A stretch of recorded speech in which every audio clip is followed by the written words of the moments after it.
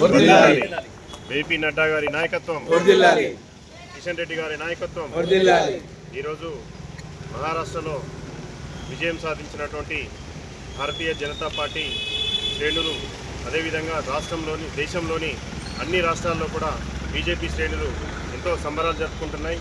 మరి ఈ ఉత్సాహం ఇంతటితోనే కాదు, భవిష్యత్తులో ఏ రాష్ట్రంలో జరిగినా కూడా బీజేపీ అఖండ ఘన విజయం సాధిస్తుందనే దానికి ఇదొక సంకేతం, ఇదొక పెనుమార్పుగా భావించాలి. ఇప్పుడు మన తెలంగాణ రాష్ట్రంలో జరిగిన ఎన్నికల్లో తెలంగాణ ప్రజలు వాళ్ళు వెనుక తిరిగి చూసుకునే పరిస్థితి వచ్చింది. ఎందుకంటే మన ఓటు మనం వృధా అయిపోయింది, మన ఓటు వేయాల్సిన ఓటు వేయలేదు. మరి ఇప్పుడు ఎన్నికలు కనుక వస్తే ఖచ్చితంగా మన ఓటు భారతీయ జనతా పార్టీకి అని చెప్పేసి ముఖ్య గంటంతో తెలంగాణ ప్రజలు ఏకీభావంతో ఉన్నారు.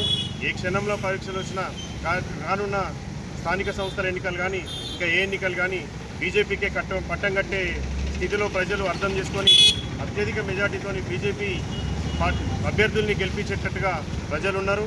కాబట్టి ఇప్పటికైనా కాంగ్రెస్ ప్రభుత్వం మేల్కొని ఇకనైనా మీరు ఏదైతే వాగ్దానాలు చేసినారో వాటన్నిటిని అమలుపరిచే విధంగా వ్యవహరించాలని మేము కోరుకుంటున్నాం.